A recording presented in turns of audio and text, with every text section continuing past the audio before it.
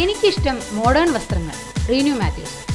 Emmanuel എന്ന ലാൽ ജോസ് ചിത്രത്തിലൂടെ മമ്മൂട്ടിയുടെ നായികയായി സിനിമാ ലോകത്ത് അരങ്ങേറ്റം കുറിച്ച താരമാണ് റീനു മാത്യൂസ്.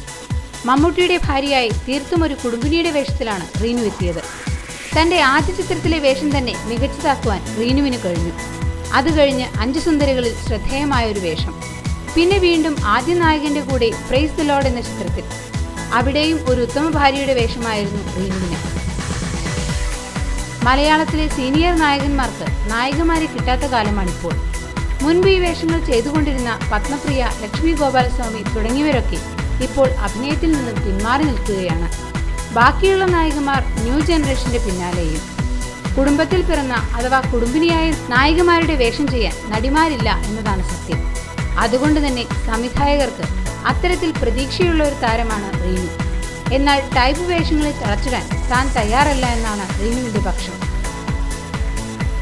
2 ചിത്രങ്ങളിൽ നാടൻ വീട്ടമ്മയായി വന്നെന്ന് കരുതി താൻ നാടനല്ല എന്നാണ് റീനു പറയുന്നത്.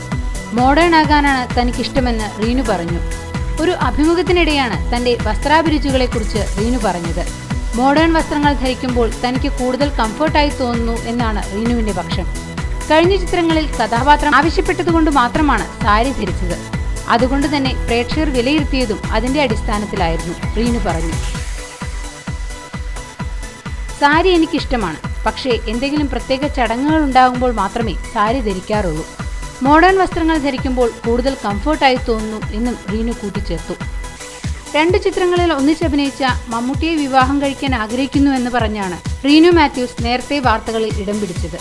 ഇമ്മാനുവൽ എന്ന ചിത്രത്തിന് മോശമല്ലാത്ത പ്രതികരണം പ്രേക്ഷകരിൽ നിന്ന് ലഭിച്ചെങ്കിലും രണ്ടാമതും മമ്മൂട്ടിയുടെ നായികയായെത്തിയ പ്രൈസ് ദി ലോർഡ് വിചാരിച്ച വിജയം നേടിയിരുന്നില്ല. ഓരോ പ്രധാന വാർത്തയും ഇന്ത്യ ക്ലിപ്സിലൂടെ അറിയാൻ ഞങ്ങളുടെ ഫേസ്ബുക്കിലും ട്വിറ്ററിലും അംഗമാകും.